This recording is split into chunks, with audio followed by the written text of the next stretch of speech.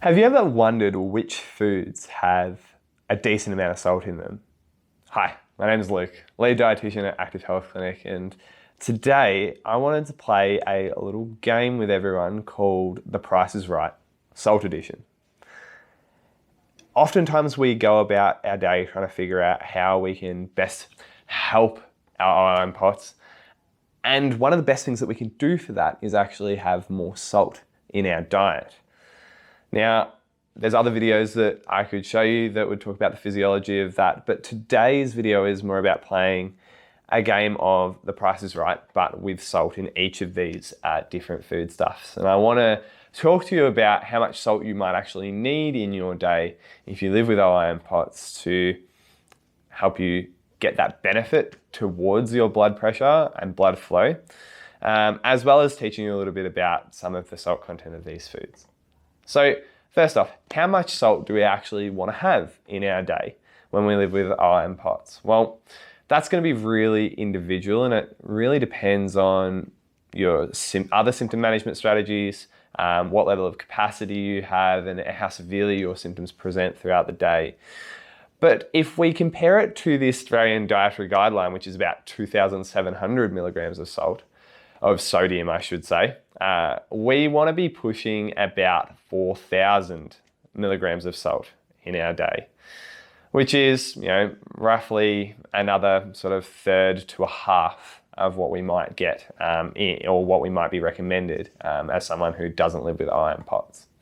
So it's quite a substantial amount more. And if we wanted to convert this to grams of salt in a salt shaker, which I, funnily enough, don't have here in front of me, we could call that between 6 and 10 grams of salt per day. Now, obviously we're not eating every minuscule amount of salt that we put in our food, especially if we're talking about salting water and pastas and that sort of thing. So it doesn't quite convert exactly.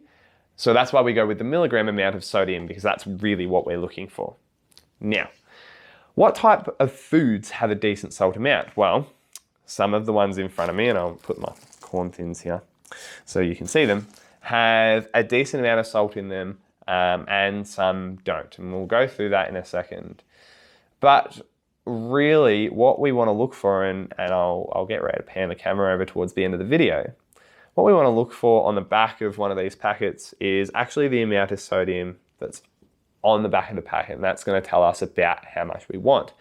And a good serve of sodium in a food is going to be more than 100 milligrams, and for something like a spread, 150 milligrams per serve. Not per 100 grams, per serve.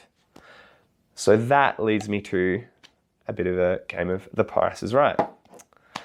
Now, first things first, I haven't got another electrolyte oral rehydration solution to compare this to today, but this is the one we recommend mostly in the clinic. And just to give everyone a ballpark figure, per serve, this has 81 milligrams of sodium in 250 ml of water. Now, most of the time we're going to have this, and it might be in a little bit more quantity than that in the day. You might have 2 or 3 or 4 glasses of this. So it's not going to be as good a serve of sodium as some of these foods, but it's really important, especially if you're struggling with actually getting food in during the day, but you might be okay with water or liquids, to supplement your salt intake with something like this. There are other solutions that have a higher quantity of sodium, but generally they come with no flavor. So if you're happy to put electrolyte solution in say some milk or some juice or some soft drink, then they might be an option for you. Now, moving on to the foods. This is probably a really easy comparison. So, which one of these do you think has more sodium in them? We'll find out later. I guess, but without giving it away too much, unless you already know, which you probably do, both of these foods can be used to create a higher salt diet by adding things to the meals or the snacks where you'd eat these foods. You might even want to pair some corn thins with some peanut butter and some tuna. But before Raya comes over to show you exactly how much is in there, let's talk about these pairs of spreads or some tuna. So what we've got here is two different types of tuna, two different brands, two different supermarkets. One is in light olive oil, whatever that is, and one is in a Thai red curry season. Now, have a think for a minute. Which of these do you think has more sodium in it per serve? Do you think that either of these actually has any sodium in it per serve? Think about the characteristics of these foods. They're both packaged. They both have to be preserved for a long period of time. And that might give you an idea about whether there is actually a decent serving of sodium in these. But let's think about which one might have more. And finally, you've got each of these spreads. Now, Vegemite is the one that we normally talk about having a lot of salt in it. But here we've got some peanut butter. And I don't know about you, but when I think of peanut butter, I don't think of sodium.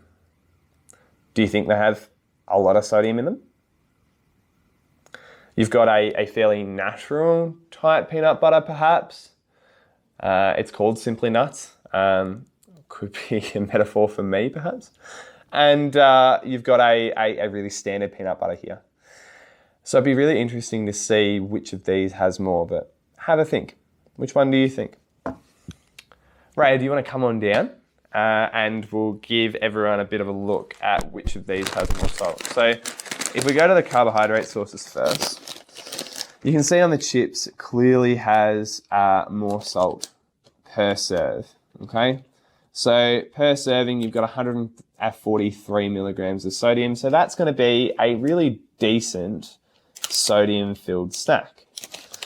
On the other hand, we have the corn thins, which only have 47 milligrams of salt per serve. Now, like I said before, that doesn't necessarily mean we can't use this as a salty snack with some other things. If we move on to the tuna,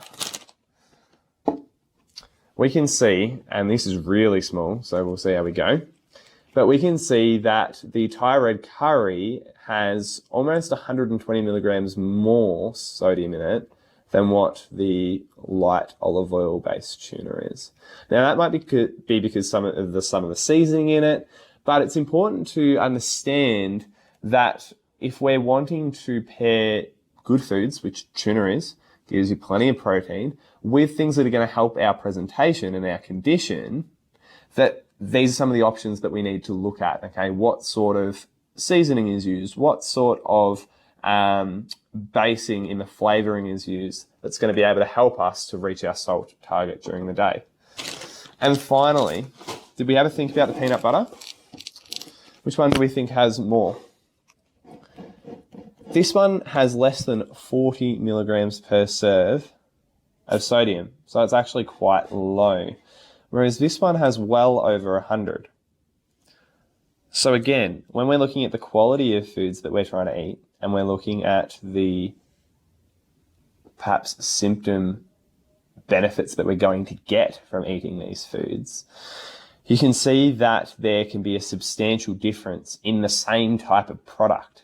And that doesn't just go for sodium. This will go across all nutrients. But for the benefit of today's video, we're talking about salt content. And something I'd really like you to consider is one of these foods might be okay and might be a good amount of sodium to have in a meal. But if we pair all three of these, you've then got a really well-rounded meal. You've got your proteins, you've got some more protein and some fats, and you've got some good carbohydrates in a fairly easy to consume portion that is also going to be high salt. Quick example for today.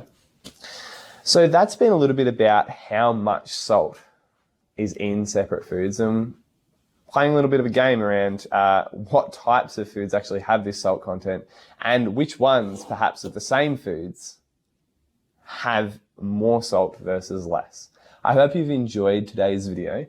And if you've got any questions about the salt content that you might need in your diet, please feel free to chuck a comment below or reach out to us directly. We also have a really cool handout called the Salt Pyramid, and it basically lists some of these foods and allows you to go through and decide for yourself which ones you'd like to include in your day. And it gives you a decent idea of how much of these foods you might want to include in your week to balance out your salt needs with some other health I guess, ideals that we try and look for.